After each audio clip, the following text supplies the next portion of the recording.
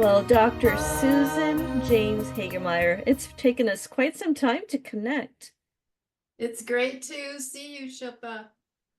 Yeah, I'm honored and excited. There's so many fascinating aspects of what we will be discussing today as it relates to spirituality and its connection to energy. I always like to start with a little bit of the journey, the background on how you arrived in this niche focus that we were discussing about sound and spirituality. Maybe you could share that. I would say that I've always had a kind of a natural inclination to music, and I've always sung and studied reading music and as a child, and then as an adult, I've always sung, and then I ended up training with a woman named Jill Peirce who does a harmonic overtone chanting. And I also study with a friend of mine who was traveling around the world learning shamanic drumming. And at the same time, I was becoming or had just become a medical and clinical hypnotherapist. And I realized that um, the sound of certain drum rhythms was transformational and way more effective than traditional hypnosis. And then when I leaning into the academic part, I just researched for years, and it has progressed in terms of when I started using it. There was no research on the effectiveness of sound, but now there's all kinds of research and how there's this huge list of transformational components of particular kinds of sounds. So, and then I did research when I was working in primary care with patients that had pain and using particular sound, and they all um, benefited. So people who have chronic pain have depression about their pain, and the research showed that their depression about their pain went down. Their ability to get to sleep was improved, their ability to feel agency over their pain, because a lot of times when people have chronic pain, they feel like the pain controls their life, and they felt instead that they had control and weren't giving away their pain, and then their levels of pain came down. So, and it was very simple. It was just listening to specific kinds of music for a short period of time every day that helps to transform consciousness and accesses all these amazing benefits. It's amazing to me that this hasn't really mainstreamed into yet, because there's so many other applications of how those rhythms can be used um, for our transformation. So um, I'd say that was my journey, that I just kept using the drum rhythms, and I developed these different programs with them, and I worked in residential treatment with people with trauma, addiction, and mental health diagnosis. And I had all these amazing results from people. And when I was doing that work, none of the people who ran the program or the other therapists, they had no idea what I was doing. They'd just say, "We don't know what you're doing, but it's wonderful and we love it." I find it fascinating that you are from the more academic side as well, and you are also utilizing the knowledge you gain on the science behind what is happening. Um, my personal interest in doing the practice of mindfulness comes from the desire to understand the science behind it and this and the connection between science and spirituality. I really appreciate that you're bringing that to this conversation. Um, would you be able to share, because again, I find this fascinating that what you do on a more professional, maybe I wouldn't want to say the word professional, but your other side as a doctor and that academic slash science part, and then now what you also do in tandem with the music.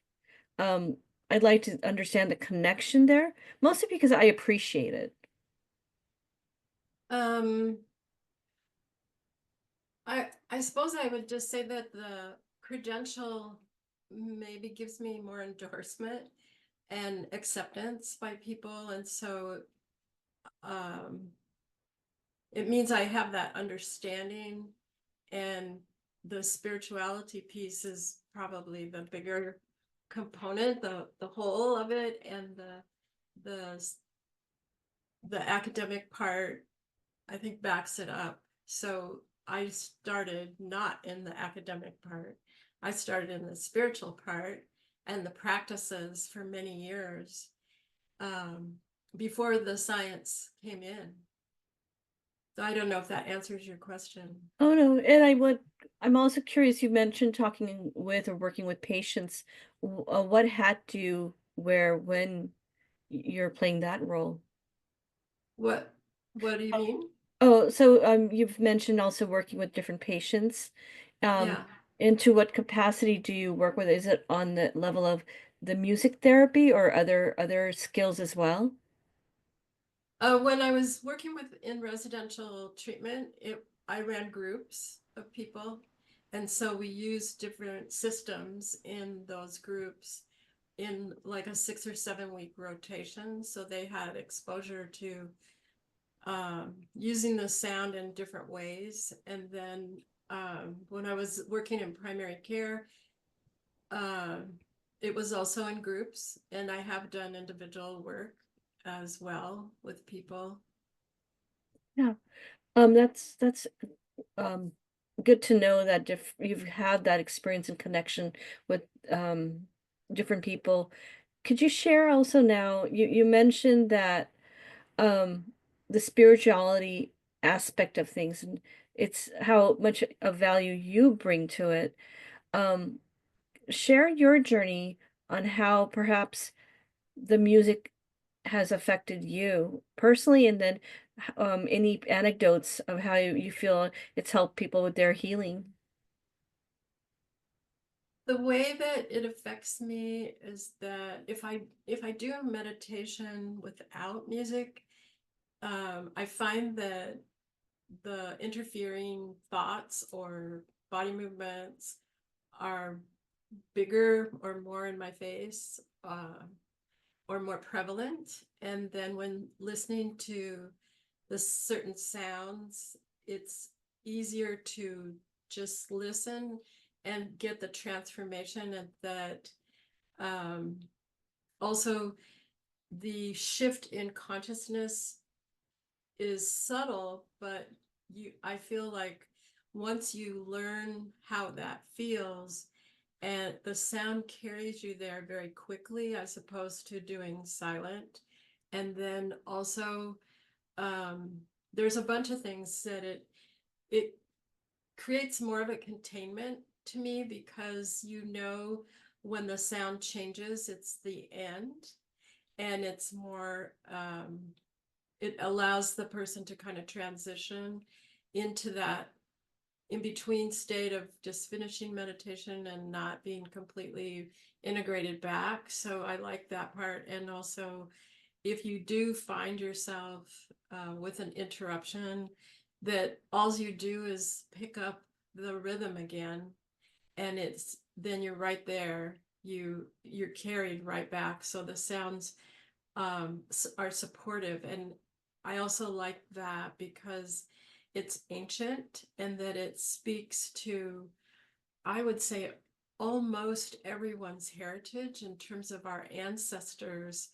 No matter where you were on the globe, probably had some kind of drum that brought community together and used it for healing and transforming consciousness and resolution of mental emotional issues, and connecting with higher consciousness and guidance.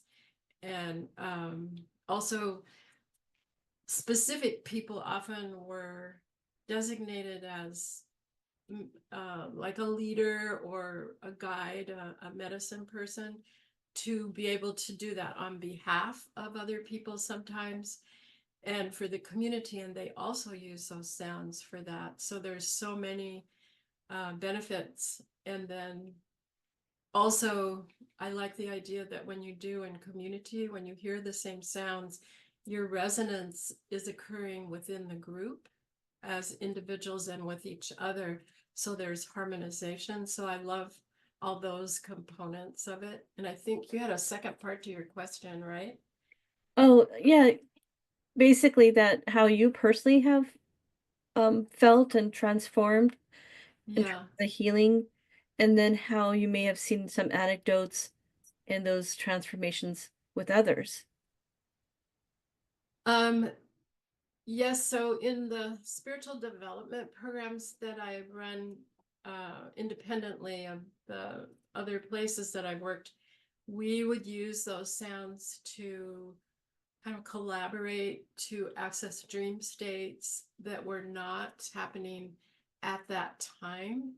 And like at the time that we're listening to the drumming, we're setting up a protocol to access a dream state later in the week and to access different states of consciousness and also um,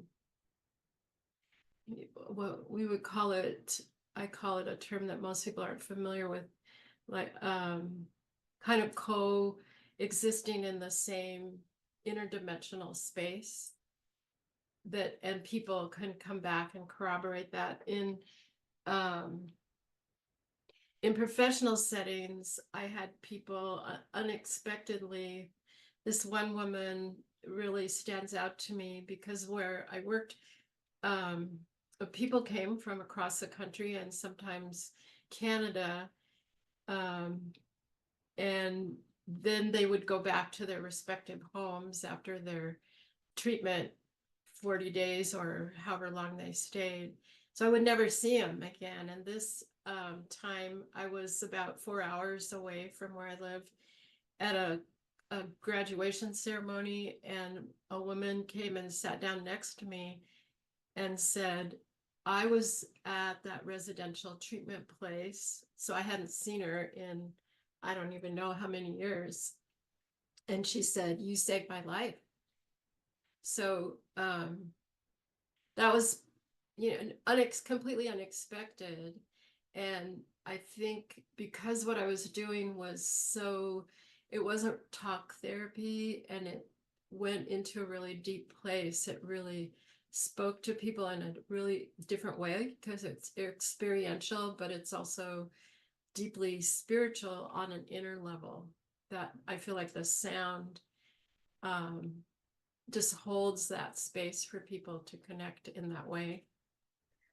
It does certainly seem to me that music, in particular, the way in which drums can be used, feels like a universal language of resonance or vibration that brings peace or a state of equanimity.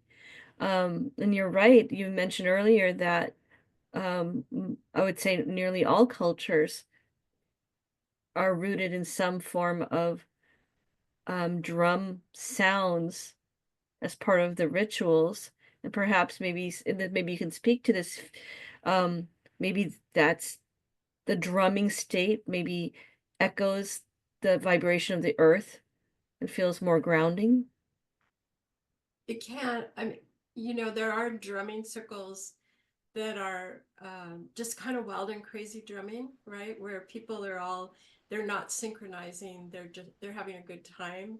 So those are really different. And I often feel that it's important to differentiate that we know it's specific kind of beats that help to carry people into other states of consciousness that are healing. Right. Um, And yeah, it does, to your point, it does resonate with the earth. And also what happens when it's effective is that our heartbeat, our respiration, our breathing, and our brain waves all kind of, they go whoop, all synchronize over to the sound at the same time, and it's not planned. You can't make them do that, but the sound allows you to shift into that state. Yes, yeah. Aside from the drums, are there other instruments that you utilize? I have used Tibetan bowls. I have some antique Tibetan bowls that I prefer over crystal bowls. I think the sound baths are really popular and that a lot of people are familiar with those. And it's just my preference that I feel like the Tibetan bowls have, I prefer the harmonic overtones of the Tibetan bowls. So I like to use those as well. And also the voice can be used. Like this bowl? Yes, yes. Yeah. For those that are listening but not watching on YouTube, I'm showing one of my Tibetan bowls. My son is better at playing it than I am, but I love the sound, and I've been in a meditation class where we do sound bathing Oh, uh-huh. Yeah. with the bowls. Um, you were asking me something right after that? Just sorry. I was showing you. I don't remember. That's okay. Um, but that's fascinating about Tibetan bowls and drums. I find them to be the best word to describe it is grounding, just very earthy and grounding. Um, so when you go into, say, working with a group of people or an individual, how do you assess which approach to use with the music with them? Is it where you play the music or you work with others who play music? Usually I'm the facilitator. I do have sessions where I have a collection of drums and I have a huge collection of antique Tibetan bowls. So I also sometimes bring those and we work as a group.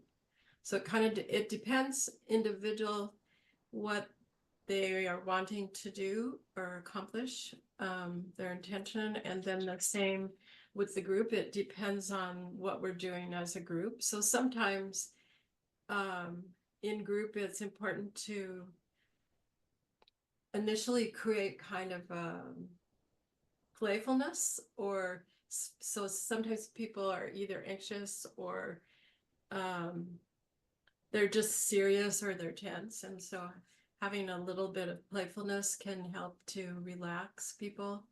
So it kind of depends on the group, their familiarity, and then the goals of the individual or the group. Often when someone either sings or plays some kind of instrument, I do plan ahead, which I had not for this one, but I plan ahead so that we can play some kind of music. But maybe in the show notes, I can share where people can go to sample some of your work. Oh Um, yeah, yeah. I do have some free sound audio files that people can get on the Three Malete website. Yeah. Yeah. I'll make sure that's in the show notes, and I definitely look forward to listening to that. I mentioned to you before we hit record that I personally, and I think I've shared this with you for quite some time, that often struggle with sleep, and the sleep patterns can be somewhat challenging. So, what approach would you give to someone like myself when it comes to maybe trying music for better sleep patterns? To me, there's a kind of a coexisting thing. So some of them are regular things that you'd want to look at, like maybe not eating chocolate or caffeine after 4 o'clock or earlier, or and also getting exercise so that your body can relax. And um, there's a whole kind of group of things of having a sleep ritual, and also um, not eating too late, and those kind of things. So those are sort of regular ones. And then for listening to the music would be also to be off your screen so many hours before sleep and not put your cell phone in your room that you're sleeping in, and also not having light in your room, which sometimes is hard since we have our digital clocks and things. And then I would listen to one of the things that's important is about creating a relationship with particular kind of sound, so that you choose in the programs that I have selections. They're already curated so that you get to choose the one that you prefer, and then you make a commitment to keep listening to that one, so that what happens when you hear it and you're using it for getting to sleep or transforming consciousness is that you hear the first sounds of it and you'll kind of automatically, might not even notice, take a breath and relax, because it's cueing you into that relaxed state. And some people might try to listen to it while they're already in bed. And I would say that means that you have to have a device. So I would do it, have everything ready, and do that as the last thing before you go to bed, so you're not hooked up to a device while you're sleeping. I can see that, yeah. And you've seen people be able to tran transform their sleep patterns from that.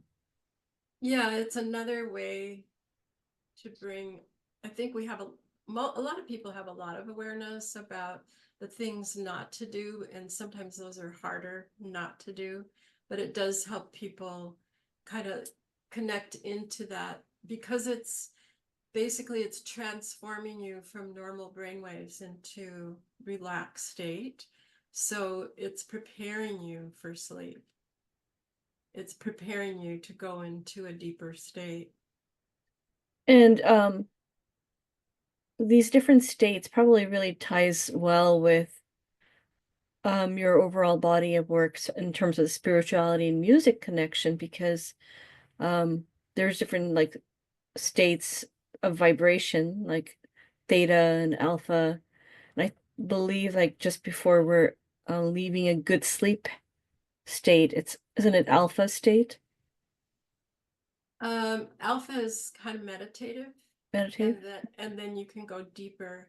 And I actually have been wondering now, because I teach kind of an introductory class about dreams, that there are many cases of people sitting down for just a moment and falling into a quote dream. And that has to be at probably theta state, but it in normal sleep cycles, you go into for dreaming, you go into rapid eye movement, REM. But in that state, you are not cycling. You instantly go into it. And I suspect probably people who are listening may know someone or themselves where they've sat down and they didn't, it wasn't like a night of sleep, but they had like a dream in a brief state. So we access different states of consciousness. It's really normal. And I always say human beings were never meant to thrive or stay in one level of consciousness. And that's where we've been trained kind of in Western culture to not recognize those other states of consciousness as valuable. And that's probably the impact and spiritual impact. While it's probably very esoteric in modern society, maybe we're Yeah. getting caught up with the science to prove it, but that what we often think of as consciousness isn't like a binary state. And if we can understand the different states and allowing ourselves to transition into those, maybe through music, it can be more proactively healing. Yeah, I think so. And now more recent research, they have a term, which I thought it was a fabulous term. It's called an intense musical experience, an IME, where people are reporting experiences that are similar to a near-death experience. where it's profoundly changes their idea of who they are, the decisions they make, how they feel about the world. So music is really has a lot of potential for us to use, I think, equal to the use of psychedelics, but I think the application hasn't um, been promoted or known as much, and that it's also a good support for people who want a transformational experience, or they want experiences that help them access deeper insight, intuition, um, innovation, problem solving. Mm. Um, in which in the work that you've been doing, um, do you see it expanding now with some of these theories that you and I've discussed, whether it's the states it takes you to or the healing? Um, do you feel like in the next maybe 5 to 10 years there'll be more you can do with that scientific data to help people with music? There are a lot of people who I think are doing research in different ways, and it's just, I think, collaborating and connecting with them and also getting the information out there because we're kind of used to in Western culture getting a pill, right? And so if you're listening to music, it's different than if you're going to go, okay, I just can take a sleeping pill. Yeah. So it becomes a process where you need to engage in getting familiar with it and having it go into your neurological system and create different neural pathways. And so that takes some time because you're making changes in your neurological response system, um, as opposed to just taking a pill. So it takes a little work. So I'm not sure if, it could be resistance from people themselves because it takes work, and also you might say that the pharmaceutical industry may not be as supportive as well Yeah. because it's self-empowering. Yes. And it's a shame that the pharmaceuticals sort of stymie those um I would say approaches healing modalities. The good news is that I think there is a growing body of work and people's awareness around it, around these more mindfulness modalities, including music and its role in healing. Um, Being raised Indian, one of the things I'm very intuitively familiar with is chanting. a- And chanting also invokes those vibratory states, so to speak. Have you found that as also healing, along with maybe music? Yes, it I have used different, I call them sacred songs, and I have two albums that I produced, that have songs on them, and they are really helpful. The songs, like singing together and singing ourselves, and yeah, I do chanting every day, and it's during the pandemic. My daughter lives near Portland, Oregon, and we started doing a daily chant every day. So we've been doing it since for now 5 years every day. So it's a lovely way to stay connected. And we do the Sanskrit chants. So the songs that I use with people in groups are not Sanskrit, but the ones my daughter and I do are Sanskrit. And the way the Sanskrit language works is that each sound phonetically is mapped to a vibration, and that vibration then can have I would say, neurological and other way, an impact on your physiology as well as mental state. So I'm fascinated by the fact that you are using those Sanskrit chants. Do you mind sharing which, or is it something that it's very Oh no. specific?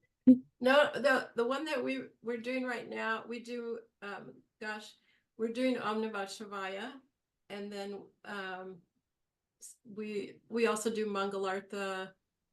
Let's see, those are the ones that are on the top of my head. And then I also have, I don't know, let's see how to explain it, but I also have some sacred language. It's not Sanskrit, that where I receive chants. So I have some of those as well.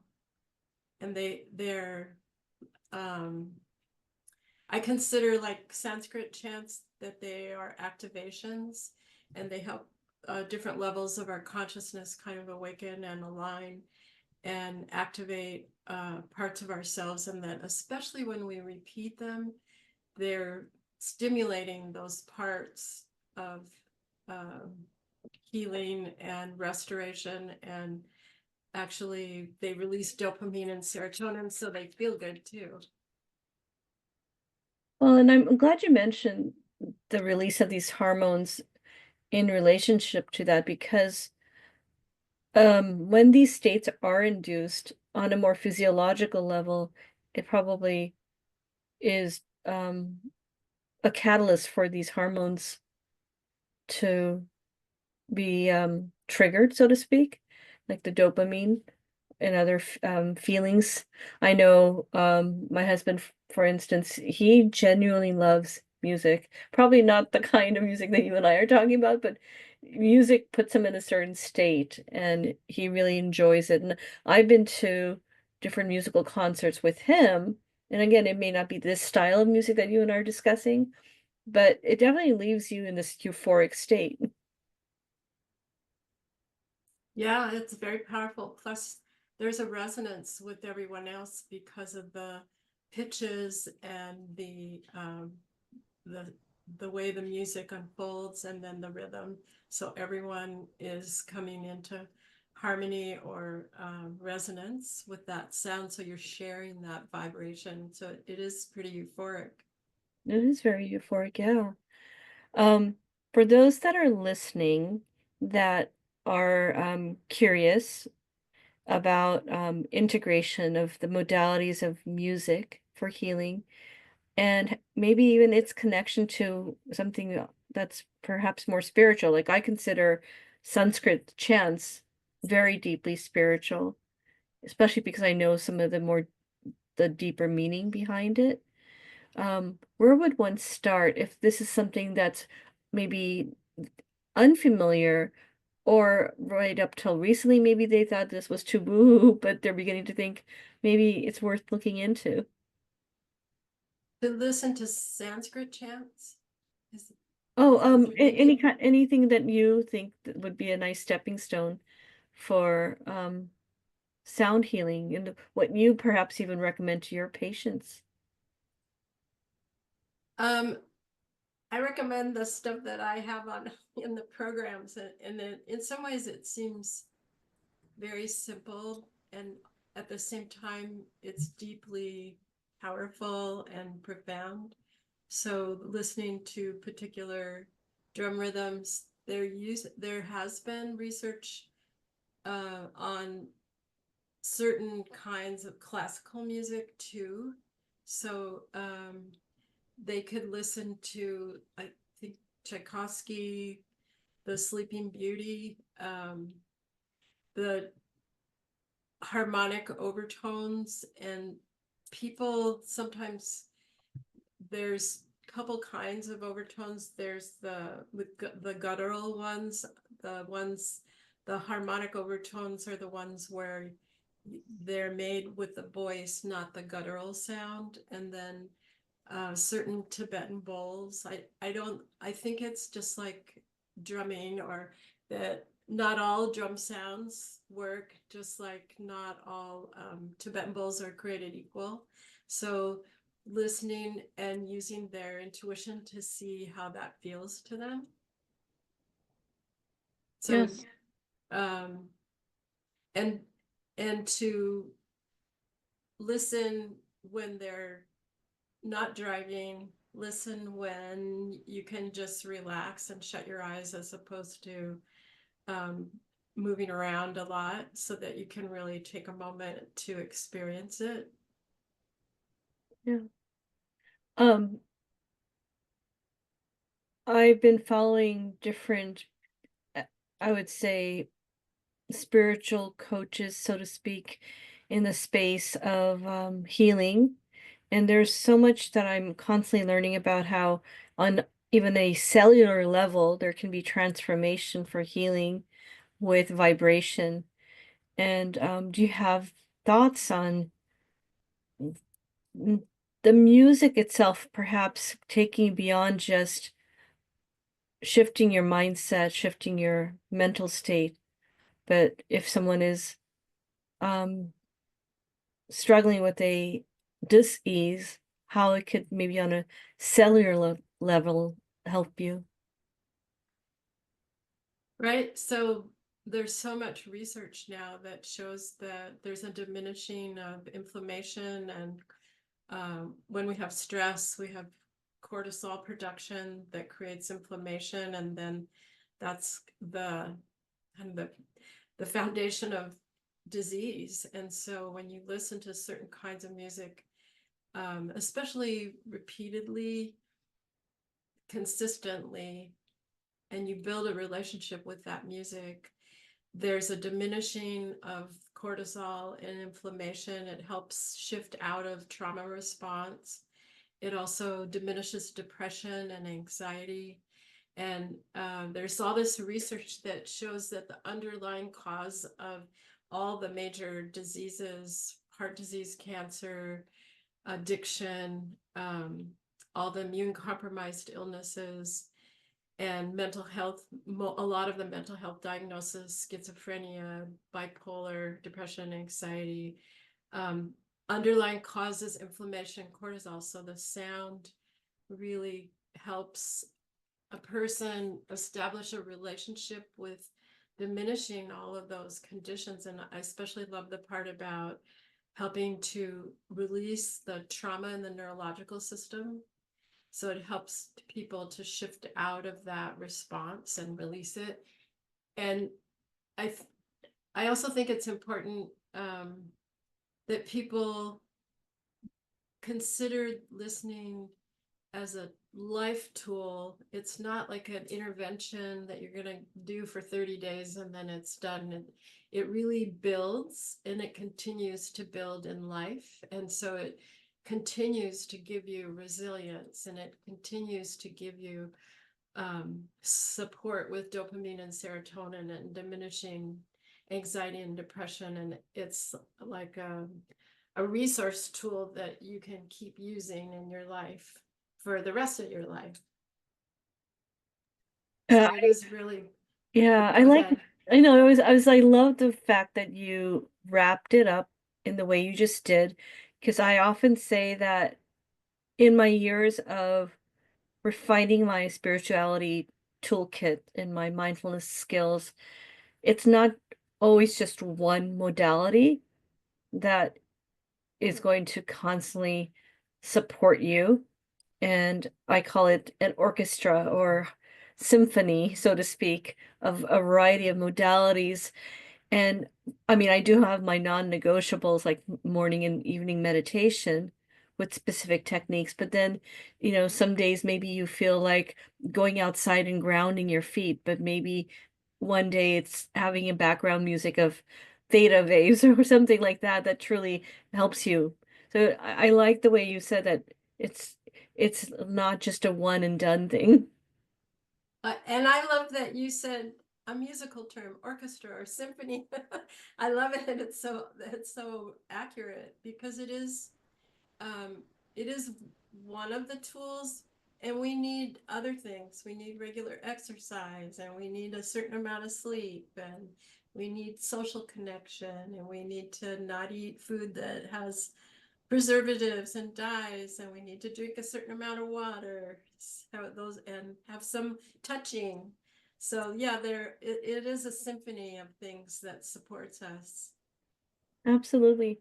Well, this was super interesting, and I really got so much out of it. I look forward to staying connected with you, integrating um, what you described, and including your music in the show notes so others can sample and learn from you.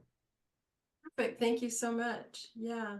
Thank It's you. great to have this conversation. I love that your perspective, bringing in the music and the chanting.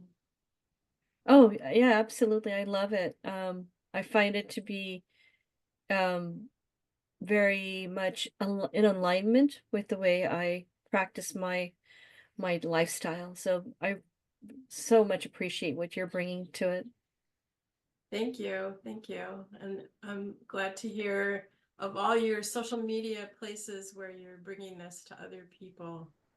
Oh yeah, I will happily share and keep in connection with you for all of this. Thank you. Yeah, Thank thank you. you. Thank you. Yeah, Thank you. Have a good day. thank you, you too.